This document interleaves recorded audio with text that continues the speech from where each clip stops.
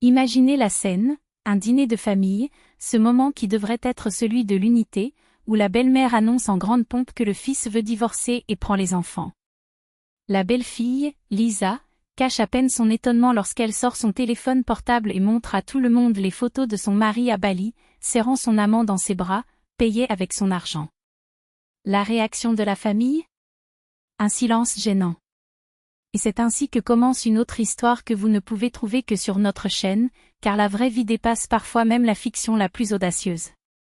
Olga, la belle-mère, a toujours été une figure particulière. Alors que Lisa, une femme simple et travailleuse, pensait que la valeur d'une personne ne se mesurait pas par son compte bancaire ou son nom de famille, la matriarche de la famille semblait avoir découvert trop tard le goût du pouvoir qu'apporte l'argent. C'était étrange, après tout, d'après ce que Lisa savait, la famille de son mari n'avait ni fortune ni titre, c'étaient des gens ordinaires, beaucoup originaires de la campagne, d'autres de la campagne.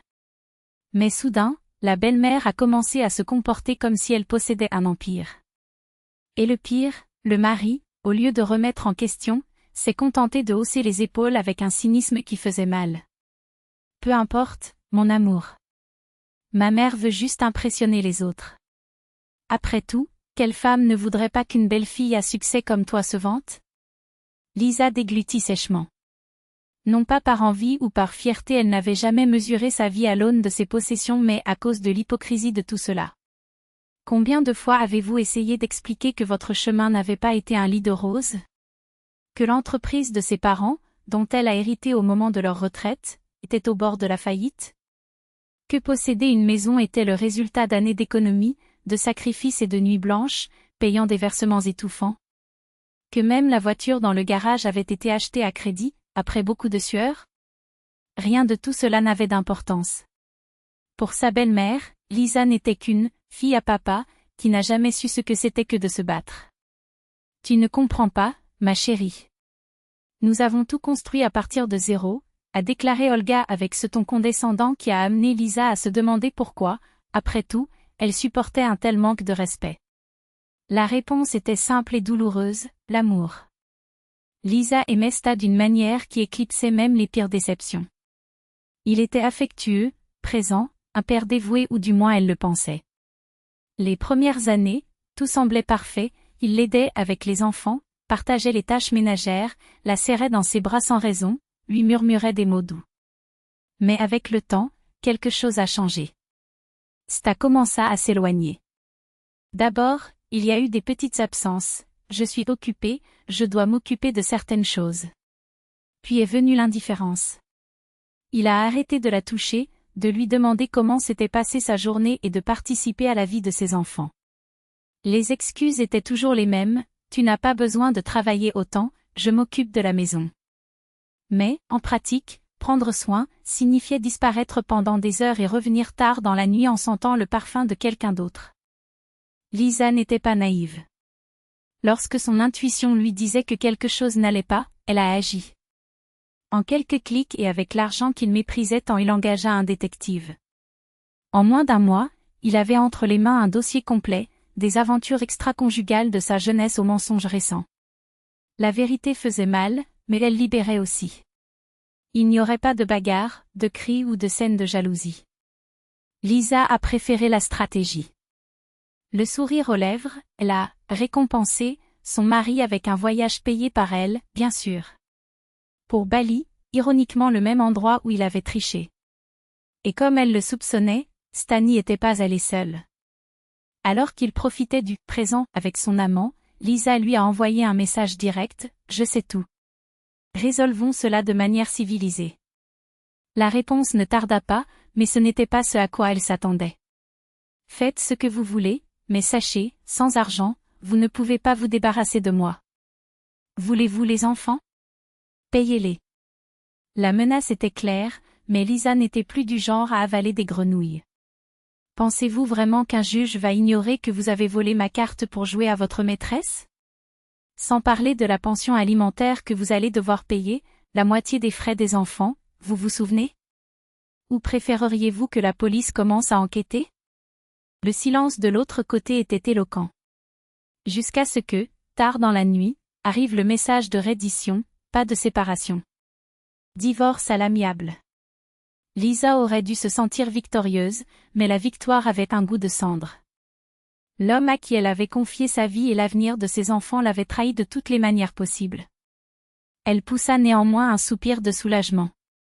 Au moins, c'était fini. C'est du moins ce qu'elle pensait. Car, lorsqu'elle s'est réveillée le lendemain, ce n'est pas le soleil qui l'a réveillée, mais des coups insistants à la porte. De l'autre côté, Olga, la belle-mère, avec un faux sourire et un entourage de proches, a envahi la maison comme si elle en était la propriétaire. « Tu dors aussi tard, Lizina ? Ou as-tu oublié qu'aujourd'hui c'est notre dîner de famille ?» La guerre, visiblement, ne faisait que commencer. Olga n'a pas perdu de temps. Elle ouvrit le réfrigérateur avec la familiarité de quelqu'un qui a l'impression de posséder l'espace, fouillant dans les assiettes et les casseroles avec un dédain calculé. « Eh bien, au moins il y a de la nourriture, » dit-il, comme si c'était une faveur que Lise garde toujours le garde-manger approvisionné. « Préparons-nous bientôt. Allez, enlève ces vêtements et viens m'aider. » Lise a ressenti le besoin de jeter la vérité sur la table sur le champ, le divorce, la trahison, la décision de les expulser comme des parasites qu'ils étaient. Mais quelque chose la faisait hésiter. Je n'ai pas cru une seconde que cette femme, avec ses yeux de serpent et ses sourires de couteau, ne savait rien.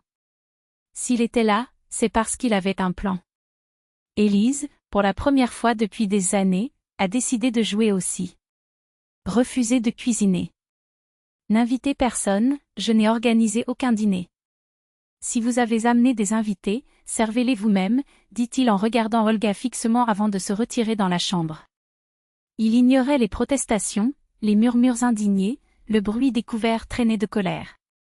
Quand elle revenait, c'était juste pour s'asseoir à table, calmement, comme si elle était dans un restaurant 5 étoiles et non dans sa propre maison, envahie par une bande d'hypocrites.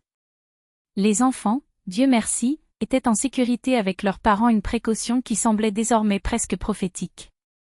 Le silence à table était dense, rompu seulement par le cliquetis des fourchettes contre la porcelaine.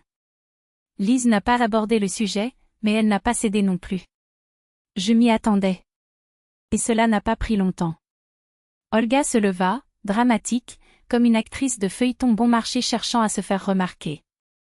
Lise, commença-t-il avec une pause théâtrale, nous devons parler. La voix était douce, mais les yeux étaient froids comme de l'acier. Mon fils veut divorcer. Et les enfants, nous les prendrons. Une mère comme vous n'a rien de bon à leur offrir. Nous déposerons les papiers de pension alimentaire et le juge décidera quand et si vous pourrez les voir. Lise sourit. Pas un sourire aimable, mais celui qui précède le coup final. Il sortit son téléphone portable de sa poche avec une lenteur délibérée, fit défiler les messages de la nuit précédente et laissa l'appareil glisser sur la table, face à tout le monde. C'est drôle. Tu me dis une chose, il montra l'écran, où brillaient en haute définition les photos d'un sta-ivre, serrant une autre femme dans ses bras dans un club très cher, mais ici, il me dit autre chose. Oh, et j'ai oublié de le mentionner, j'ai bloqué toutes ces cartes hier soir. Sa romance a dû se terminer assez tôt, tu ne trouves pas ? Il fit une pause, savourant le choc sur les visages autour de lui. Mais ce n'est pas de cela dont nous parlons, n'est-ce pas ? Ce qui est intéressant, c'est que votre petit-fils a déjà signé la renonciation à la garde. Si je renonce à la nourriture, il sera libre. C'est dommage que vous ne réfléchissiez pas aussi clairement que lui, ou peut-être que vous le fassiez, mais l'avidité vous éclipse. Olga a essayé de l'interrompre, mais Lise a continué, sans se laisser décourager. Pendant des années, vous êtes venus ici comme des propriétaires. Vous avez mangé ma nourriture, dépensé mon argent, utilisé mes relations, tout cela pour vous montrer comme si vous étiez quelque chose. Mais vous savez quelle est la blague ? Il regarda autour de lui, ses proches qui se regardaient désormais, gênés, à l'intérieur, vous êtes toujours pourris. Aucun chèque, aucun voyage coûteux n'y changera. Vous êtes comme des rats, vous mâchez tout, mais au final, vous êtes toujours des rats. Il porta la serviette à ses lèvres, les essuya élégamment et se leva. Merci pour le dîner. Maintenant, je demande à tous les invités de quitter ma maison. Le visage d'Olga perdit ses couleurs alors que les proches, un par un, se levèrent, traînant des chaises et marmonnant des excuses. Tu vas le regretter, siffla sa belle-mère, les doigts serrés dans son sac à main comme des griffes. Lise se contenta de hocher la tête en direction de la porte. Votre fils a déjà signé les papiers du divorce. Désormais, vous n'êtes plus rien ici. Et quand la porte se referma enfin derrière eux, elle sut, la bataille était gagnée. Sta revint quelques jours plus tard, brisé, avec des cernes sous les yeux et sa fierté en lambeaux. Le divorce a été rapide, presque à l'amiable. Il acceptait de voir ses enfants sporadiquement, quand il le souhaitait, ce qui, chacun le savait, serait rare. Lise a appris qu'Olga avait essayé de le convaincre de se battre pour la garde, mais Sta, pour la première fois de sa vie, lui a tourné le dos. Ils se sont disputés, il a déménagé dans une autre ville et la vieille femme s'est retrouvée seule avec son amertume. Quant à Lise, il est parti. Il a embauché une équipe pour s'occuper de tâches qui étaient auparavant des devoirs d'épouse. 2 ans plus tard, lors d'un dîner de charité, il rencontre un veuf, homme d'affaires, père d'une fille unique. Ils se sont mariés, mais ça, c'est une autre histoire.